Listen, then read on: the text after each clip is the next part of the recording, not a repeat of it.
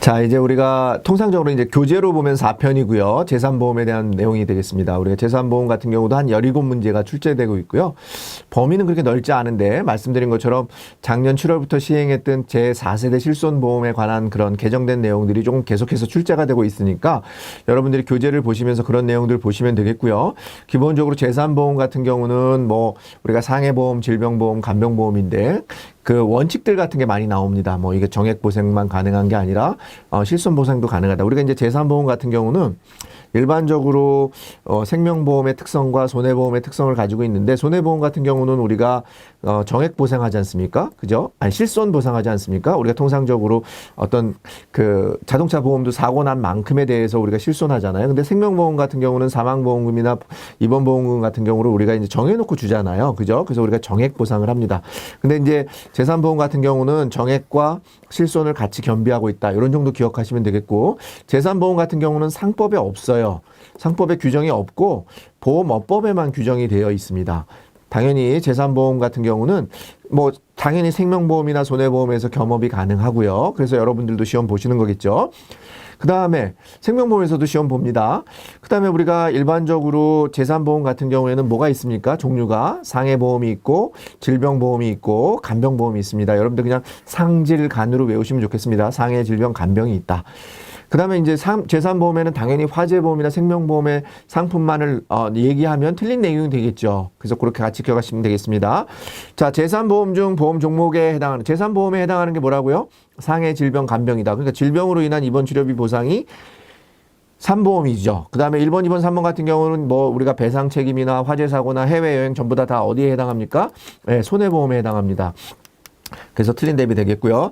재산보험에 대한 설명으로 올바른 거 조금 전에 말씀드린 것처럼 재산보험 같은 경우는 우리가 일반적으로 겸용이라고 하는 거 재산보험의 어떤 손해보험 같은 거 또는 재산보험의 생명보험의 재보험이라고 하는 손해보험 같은 경우에 이제 그 일반적으로는 그 겸용할 수 있습니다. 요거는 이제 뭐 법으로 되어 있으니까 여러분들 기억하시면 되겠고요.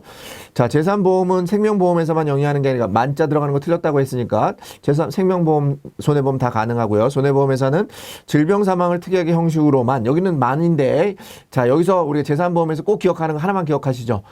우리가 재산보험에서 사망 보장을 하기 위해서는 반드시 특약으로만 해야 된다. 특약으로만 해야 된다. 특약으로만 해야 된다. 이 정도 기억하시면 되겠습니다. 그래서 올바른 것은 손해보험회사는 질병 사망을 특약의 형식으로만 운영할 수 있다. 이게 정답이 되겠습니다.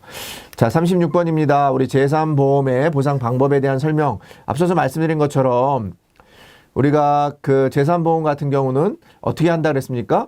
재산보험은 생명보험이나 손해보험의 성격을 같이 가지고 있으니까 실손보상, 정액보상 둘 다 가능하다. 틀린 거 고르니까 뭐 만자 들어가는 겁니다. 실손보상만 보상하는 게 아니라 정액보상도 가능하다. 그 틀린 지문이 되겠고요.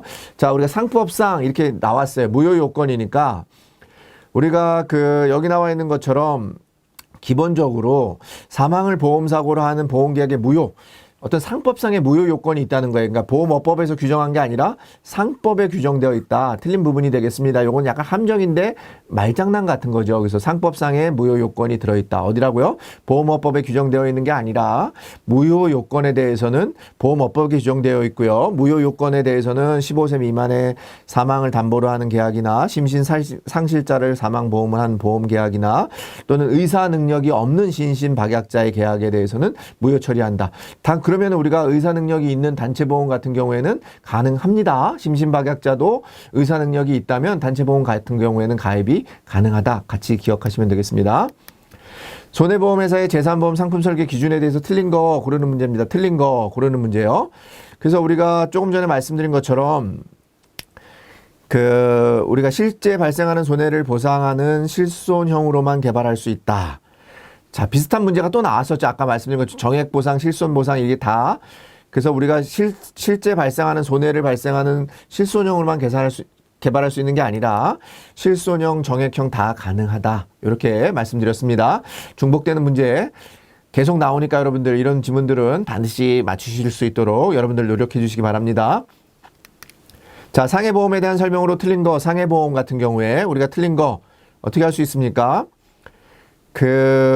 반드시 우리가 앞서서 말씀드린 것처럼 타인의 사망보험 계약 시에는 개인 계약에서만 적용이 되고 단체 계약에서는 동의를 받지 않아도 됩니다. 여러분들 가입하실 때 여러분들에 와서 일일이 다 가입 안 하잖아요. 회사에 입사하는 조건으로 여러분들 그런 것들이 다 동의한 것으로 보는 거죠. 그래서 타인의 동의를 받아야 된다가 아니라 단체 계약의 경우에는 우리가 동의를 받지 않아도 된다. 이렇게 기억하시면 되겠습니다.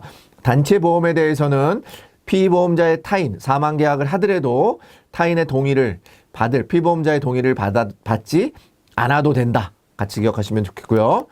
40번 우리가 상해보험 같은 경우는 뭐하고 관련이 있습니까? 상해 다치는 거는 뭐하고 관련이 있습니까? 직업하고 관련이 있습니다. 그죠? 직업이나 직무, 직종과 관련이 있고요. 질병보험 같은 경우는 뭐하고 관련이 있습니까? 연령 또는 과거 병력 이런 것들과 관련이 있겠죠. 그죠? 그렇기 때문에 상해보험, 보험료 산출 시에 해당하는 거 뭐겠습니까? 직업이 되겠습니다. 직업이나 직무 관련돼서 직종 이런 위험도를 가지고 상해보험을 하고 있습니다. 우리가 상해보험의 특성 중에는 외래성이라는 게 있죠. 그죠? 외래성, 우연성, 그죠? 급격성 이런 것들 같이 기억하시면 되겠습니다. 보험회사가 면책할 수 없는 거 어떤 거죠? 면책할 수 없어요. 중과실에 대해서는 우리가 면책할 수 없습니다. 중과실에 대해서는 그러면 회사가 보상을 해야 되는 거죠. 그 대신에 우리가 고의나 자살, 자해 같은 경우에 대해서는 상해보험에서 보험회사가 면책할 수 있습니다. 그래서 면책에 대한 요건이고요. 중과실, 고의가 아닌 중과실에 대해서는 우리가 면책되지 않는다, 보상한다 이런 얘기입니다. 면책되지 않는다는 게 보상한다, 담보한다 다 같은 용어입니다. 상해보험 약관에서 사망보험금 지급 조건으로 올바른 거 고르는 겁니다. 올바른 거 고르는 문제니까 우리가 상해사고가 날 때는 어떻게 돼요? 반드시 상해사고의 직접 결과로서 사망한 경우에 사망보험금을 지급합니다. 아시겠죠? 자, 당연히 개시 전에 사망하면 보상해주지 않고요. 간접 결과 아니고요. 직접 결과여야 돼요. 그 다음에 발생한 질병으로 인한 사망을 했는데 왜 상해보험금을 줍니까? 보험기간 중에 발생한 질병. 우리가 상해사건 조건이 아니니까 사망보험을 이런 경우에는 우리가 약관상 정해지지 않은 거니까 책임보험금을 지급하고 계약은 소멸합니다. 그죠? 사람이 죽었으니까 계약은 소멸하는데 사망보험금을 주는 게 아니라 책임준비금을 지급하고 계약은 소멸한다. 우리가 약관에 정해져 있지 않은, 약관상 정해지지 않은 사고가 났을 경우에는 우리가 책임준비금을 지급하고 계약은 소멸한다. 이렇게 기억하시면 되겠습니다. 자, 43번입니다. 우리 들어가기 적절한 곳, 우리 한시적인 장애, 영구히 고정된 증상은 아니지만 한시적인 장애가 나타난 경우에는 반드시 5년 이상인 경우에 해당할 때 지급률이 20%입니다. 5년 이상 20%. 이런 부분들은 그냥 암기하시면 되겠습니다. 우리가 치료 종결 후에 한시적으로 나타난 장애에 대해서는 그 기간이 5년 이상인 경우에 한해서 우리가 해당 장애의 지급률의 20%를 지급한다. 이런 겁니다. 우리가 이제 보험금이 아니라 해당 장애 지급률이라고 하는 것도 종종 시험에 나올 때가 있었습니다. 그러니까 요 해당 장애율 곱하기 20%입니다. 아시겠죠? 2021년 아까 말씀드린 이제 우리 4세대 실손이라고 하는 겁니다. 이게 개정됐기 때문에 이런 질문이 자주 나옵니다. 보상 한도 중 잘못된 거 고르는 문제인데요. 우리가 일반적으로 비급여, 이제 우리가 일반적으로 기본 급여가 있고요. 기본 급여가 있고 비급여가 있습니다. 그래서 비급여는 보통 우리가 특약이라고 하고 이걸 주계약이라고 하는데 우리가 주계약에서 4세대 실손 같은 경우에는 질병과 우리가 상해 급여가 있습니다. 이게 이제 주 계약에서 이루어지는 거하고 플러스 요건 선택할 수 있는 게 비급여 선택이 있습니다. 자, 우리가 비급여 선택에서는 횟수 제한 같은 게 있어요. 뭐 주사라든지 아니면은 도수 치료 받는다든지 아니면은 뭐 약제 치료 받는 경우에도 우리가 이제 횟수 제한이 있는데 이 기본에서 우리가 상해 급여 토건이라고 하는 기본 계약에서 주계약에서 하는 경우에 대해서는 우리가 치료 횟수가 제한이 없다. 그래서 100회 한도가 틀린 내용이 되겠습니다. 이건 좀 어렵죠. 그래서 이렇게 말씀을 기억하시면 됩니다.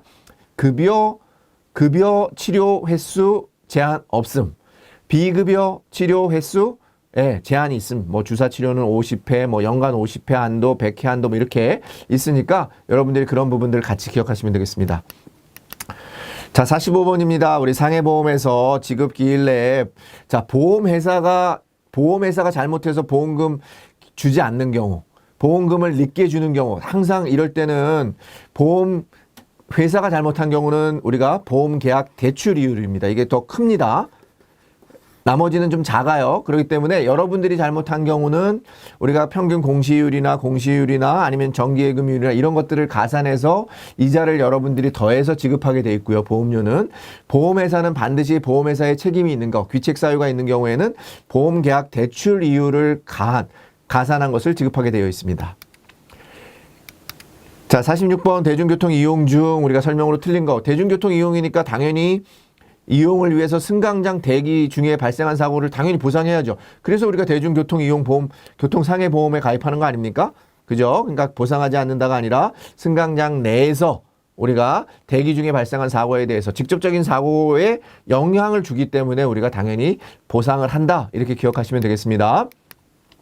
자, 4세대 실손 또 한 문제입니다. 우리가 상품 구조에 대한 설명으로 맞는 거. 조금 전에 제가 설명드렸죠. 우리가 기본형 같은 경우에는 상해급여, 질병급여로 구성되어 있고 여기에 비급여 특약이 있다. 3대 비급여 특약이 있다. 이렇게 기억하시면 되겠습니다.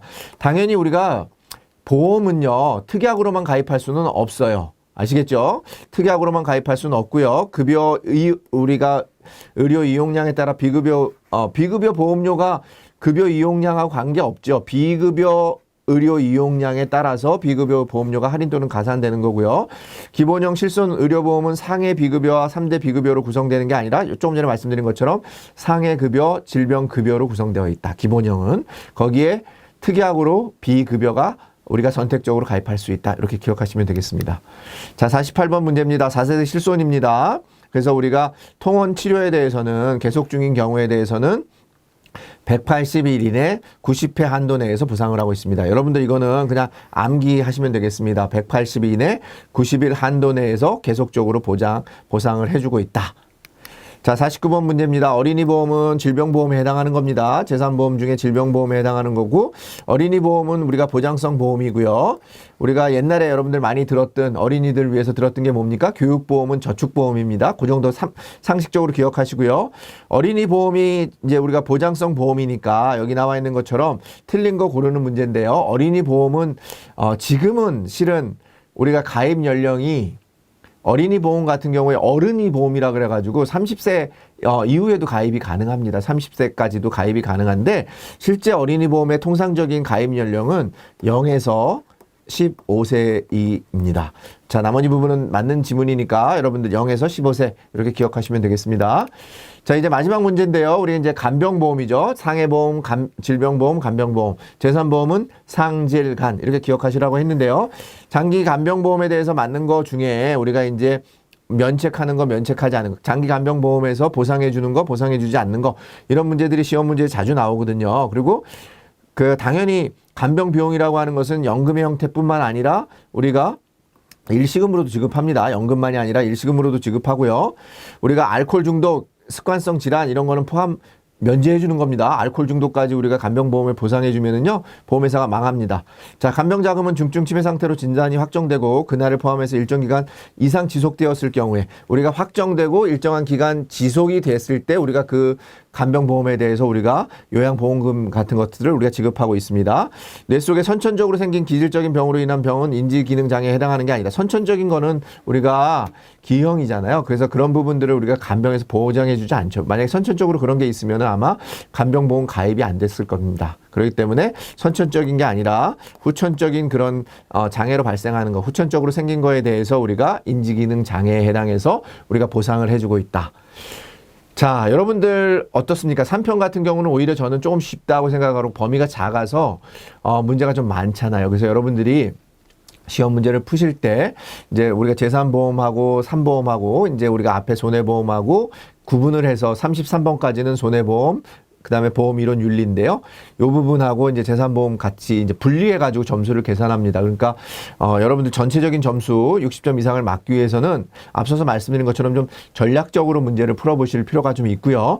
문제가 시간에 비해서 한 50문제인데 좀, 시험장에 가서 보시면은 굉장히 이 빡빡해 보입니다. 8절 문제에 앞뒤로 25문제씩이니까 굉장히 빡빡하거든요. 그래서 여러분들이 문제를 좀 빠르게 이렇게 스킵하시면서 읽어보시면서 기본적으로 뭐 문제 푸는 요령은 처음부터 끝까지 한번 쭉 보시면서 내가 먼저 풀 수 있는 문제들 좀 표시를 해놓고 그 다음에 조금 좀 혼돈 내지는 조금 선택을 해야 되는 문제가 생기는 부분에 대해서는 한 번 정도 다시 좀 읽어보시면서 그런 지문상에서 어떤 정답을 찾아낼 수 있는 방법도 좋은 요령이 되겠습니다. 자, 이제 상반기가 지나고요. 여러분들 이제 하반기 시작되고 있습니다. 여러분들 7월에 시험 보시는 분들 전원 다 합격을 기원하면서 실전 문제 풀이를 마치도록 하겠습니다. 수고하셨습니다.